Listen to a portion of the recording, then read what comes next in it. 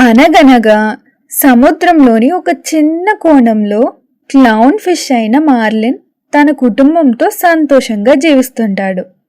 కానీ ఒక ప్రమాదంలో అతను తన భార్యను మరియు చాలా పిల్లలను కోల్పోతాడు. చివరికి ఒకే ఒక్క గుడ్డు మిగిలిపోతుంది, అదే నీమో. ఆ రోజు నుంచే మార్లిన్ భయంతో జీవించడం మొదలు పెడతాడు. అతను నీమోని చాలా ప్రేమిస్తాడు, కానీ ఆ ప్రేమ కాస్త ఎక్కువగా కాపాడాలనే భయంగా మారుతుంది. నీమోకి ఒక చిన్న లక్కీ ఫిన్ ఉంది, అంటే చిన్న రెక్క ఉంటుంది. కానీ అతనికి అది బలహీనత కాదు. అతను తన తండ్రికి నిరూపించాలనుకుంటాడు, నేను కూడా చేయగలను అని.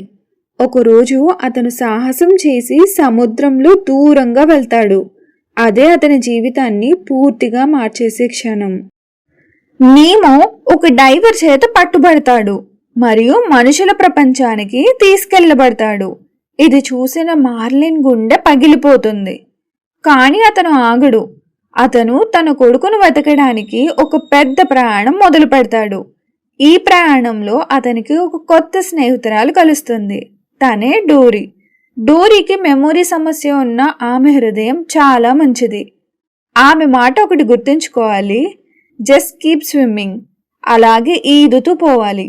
ఈ మాట మార్లిన్ జీవితం మొత్తం మారుస్తుంది.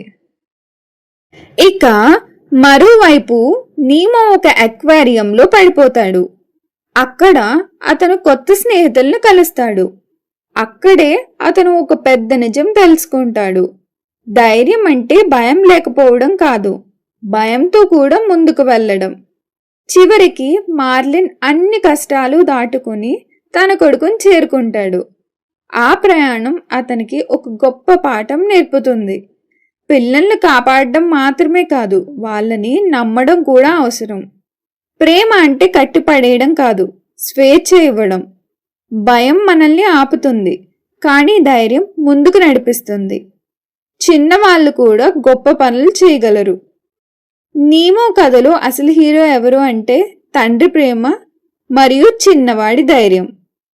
ఈ సినిమా చూసిన తర్వాత మనకు ఒక భావన వస్తుంది, జీవితం ఎంత కష్టమైనా ఈదుతూ పోతే గమ్యం చేరుతాం.